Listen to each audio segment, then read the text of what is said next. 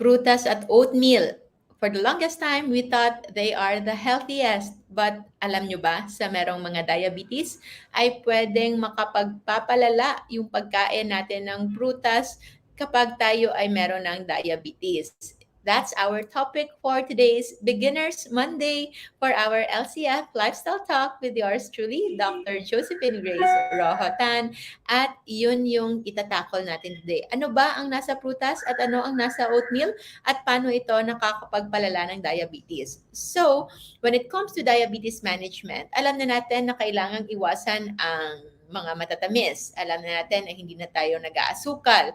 And if you've been part of our page, I know you might have been avoiding rice na din. Hindi na kayo kumakain ng white rice, hindi na kayo kumakain ng mga candies, soft drinks, fruit juices, at kung ano-ano pang merong added sugar. Tinitingnan nyo na yung mga pakete ng mga pagkain and you always look at the added sugar and you just buy those na walang added sugar. So, yung mga zero sugar. And hopefully, you were successful. But if not, if ever nakikita ninyo na ang inyong blood sugar ay hindi pa rin bumababa, patuloy pa rin itong tumataas and hindi pa rin ito nagiging normal, then maybe you are eating not right. Because when it comes to diabetes management, hindi po enough na isipin natin yung total sugar lamang.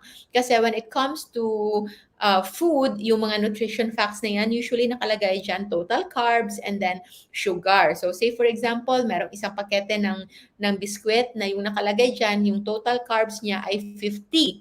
Pero yung kanyang added sugar ay nasa 10 lang. So iisipin mo na baka 10 lang yung sugar nito. However, yung total net carbs pala niyan, yung net carbs po is yun yung amount of carbohydrates na pwedeng ma-transfer into blood sugar. Pwede siyang ma-convert into blood sugar na makakapagpataas ng ating blood sugar sa katawan, and that net carbs ay hindi lang po siya nanggaling sa added sugar. It can come from starch. It can come from complex carbohydrates na hindi nakikita sa nutrition facts. So going to the basic para nasa tamang mindset tayo, paano mag-compute ng net carbs? So yung net carbs po ay ang total carbs minus fiber. So for example, yung oatmeal, ang oatmeal for example ay 30 grams. 30 grams yung kanyang total carbs. Pero meron itong fiber na 9 grams and wala itong added sugar kasi pinili nyo yung original, yung unflavored, yung no sugar added because you are already conscious na nga na those food items are actually not the best for us. So 30 minus 9. So, ilan? Magkano yung natira? So, what we will be left is 21. So, 21 net carbs yung isang 30-gram pack of those oatmeal. Konti lang yan. So, maliit na cup lang po yan. And per 4 grams of net carbs, ang equivalent po niyan ay isang kutsarita ng asukal. So, that is why kapag kumain ka ng oatmeal, okay? Ang katumbas niyan ay 5 teaspoon of white sugar. Tapos, samahan mo pa ng saging kasi yun yung readily available na prutas. 1 banana will also have 5 teaspoons of sugar. So, kung hindi ka nga naglagay ng asukal, all the more if you put sugar in it, and all the more if nag-add pa kayo ng milk that are also loaded with sugar, then hindi lang po 10 kutsarita ng asukal yung kinain ninyo sa isang oatmeal na merong saging, but it can be up to easily 15 to 20 teaspoons or kutsarita ng asukal yung kinakain natin if we keep on eating that. So that is the reason why kahit pa oatmeal lang yan at saging lang yan, prutas kahit pa ito ay natural, but it can lead into worsening of our diabetes for those with diabetes. Merong food pyramid for diabetes and it's been avoiding simple sugars. However, the thing that we can improve there is the avoidance of starch or complex carbohydrates. The presence of complex carbohydrates in those food items can, when removed, kapag natanggal natin yan, will actually lead into so much better control sa ating blood sugar, more than the removal of our sugar na table sugar. So, table sugar, it will include white sugar, brown sugar, muscovado, cocoa sugar, honey, all of those are fructose and glucose. And I have seen meron atang new groups or new influencers na nagsasabi na with low carb, okay lang yung fructose. Nakakatakot po kapag susundin nyo yan because fructose might not elevate your blood sugar directly kasi hindi siya nagsaspike ng blood sugar because it's fructose. It's not glucose na nanggaling sa prutas, but it can still elevate your level of inflammation sa katawan. At kapag mataas yung pamamaga or inflammatory level natin sa ating katawan, it can lead to so much more problem. Fruits in general are okay if you are not insulin resistant. But if you are already insulin resistant and marami na kayong signs of inflammation sa katawan, pananakit ng joints, pananakit ng dibdib, sakit ng ulo, parating pagod, over fatigue kahit wala namang physical work, and then inability to concentrate, nahihirapan mag-recall ng certain items na kailangan sana ay memorize ninyo. So all of those things, pagtaas ng blood pressure, pagkakaroon ng fatty liver, pagkakaroon ng PCOS, those are all manifestations of inflammation. And fruits might not be the best for you to eat right now. Although fruits, if you compare it to ice cream or desserts, it's better. But it's better kung wala muna. Bakit kailangan muna natin ng break from fruits? Because fruits signal our body harvest season. And if forever na tayong kumakain ng kanin, ng tinapay, ng noodles, ng oatmeal, ng wheat bread, eventually, all of those will give a signal sa ating katawan na nasa harvest season tayo. Parating all-time high yung ating glucose and fructose in the body at kapag sobra yung glucose and fructose natin in our body, that can lead into accumulation and tataas lang yung ating triglycerides level sa ating katawan and it can be deposited sa ating fat cells and in our visceral fats leading into further inflammation. So, pwedeng gumawa ng maraming taba na nakakapagpamaga ng ating katawan kahit hindi ka kumakain ng taba. Even if you are avoiding fried foods, even if you are avoiding pork, you are avoiding lechon, you are avoiding other items na akala natin mamantika dahil mas nakakasama sa ating katawan.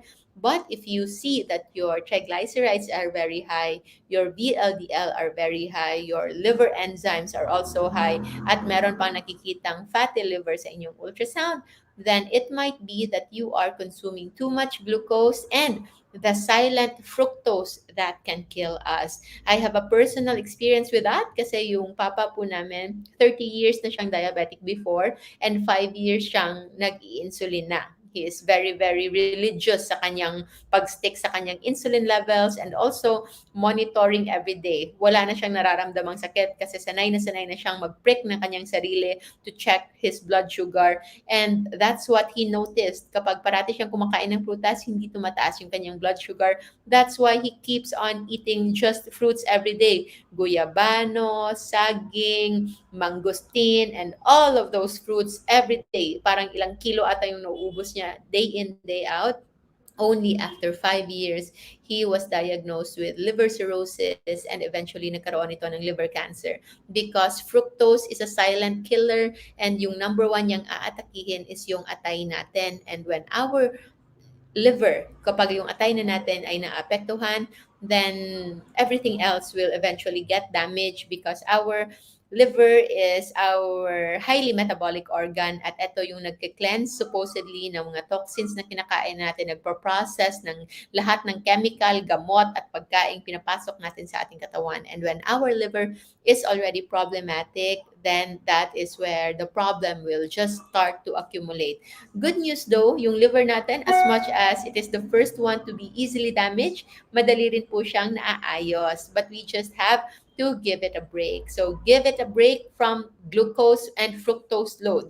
That's why avoid muna. So just to show you, hindi lang po yung 10 teaspoons na yan ay nanggaling sa isang cup ng oatmeal, maliit na cup ng oatmeal, at isang maliit na banana. That's already 10 teaspoons of white sugar.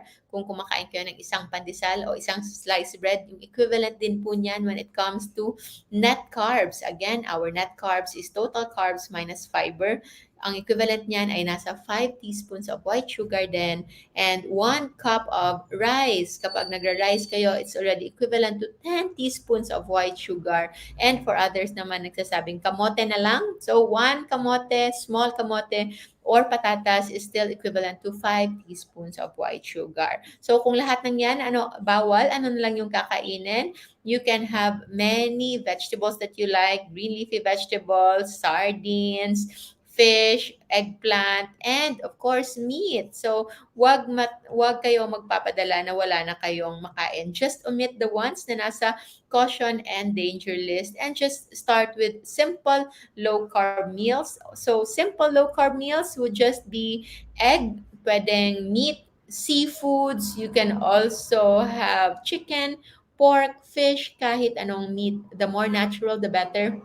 And don't be afraid of fats as long as it's natural fat. So if it's pork chop, eat the whole pork chop. Kung merong chicken, include the breast, include the skin, especially if it's organic. Kapag kumain ng isda, eat it whole. Hindi kailangan ihiwalay yung fatty part because those are natural fats.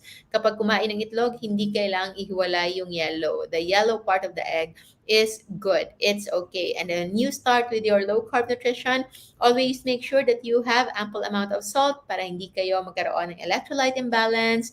But for those na meron ng electrolyte imbalance, we might need to give you some corrective dose. So just message our admins if you wish to be a part of that. And for those naman na gusto maging part ng ating masterclass, you are more than welcome to be a part of our learning program, structured learning program online, para mas magabayan kayo and mas magiging madali rin yung paggabay ninyo sa other family members who also wish to attain better health with low-carb nutrition. So that is the reason why prutas at oatmeal ay pwede magpalala ng ating diabetes for those who have diabetes at other problems. So, hindi lang diabetes ang pwedeng lumala, pwede rin yung hypertension, pwede rin yung fatty liver, pwede rin yung PCOS. So, that's it for today. I hope to see you tomorrow sa ating private sessions in LCF Center together with our coaches.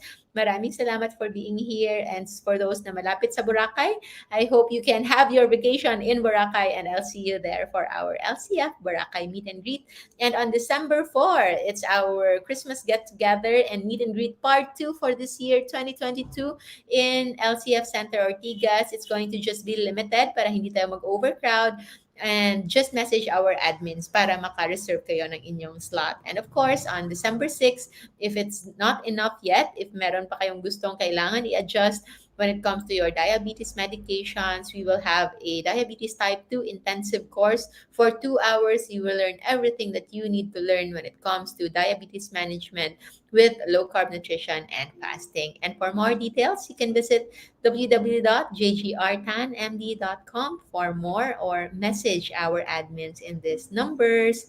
So yun lang po. Maraming salamat for our Beginners Monday. Remember that fruits and oatmeal might sound the healthiest, but it might not be the healthiest as compared to not having them. Mas mabuting wala muna, break muna tayo so that we can allow ourselves experience non-harvest season. Kasi for the longest time, puro harvest season lang yung binibigay natin sa ating sarili. That's why nag-iimbak ito at nag-iimbak ng taba, ng visceral fats, ng tumors, ng protein build-ups, at kung ano-ano pa sa ating katawan causing dysfunction. We need to have a break, we need to rest, and that is by doing low-carb nutrition and incorporating safe therapeutic fasting for better health. So maraming salamat everyone. I'll see you again in our next video. Remember to stay low carb so that we all stay safe. Have a good day. Bye. Thank you so much for watching. If you like this video, you can see more contents in our YouTube and Facebook channels at Dr. Josephine Grace Rojo and Dr. Josephine Grace Rojo Tan, respectively. For those who wish to be guided, we have an ongoing structured learning program where we will teach you how to adapt a low-carb and fasting lifestyle for healing specific modern-day lifestyle diseases like diabetes, hypertension, cancer, fatty liver, PCOS, GERD, and many more. You can send an email to our admins or send a DM in our inbox. I hope to see you all there. Thank you so much. Stay low-carb, stay safe. Bye!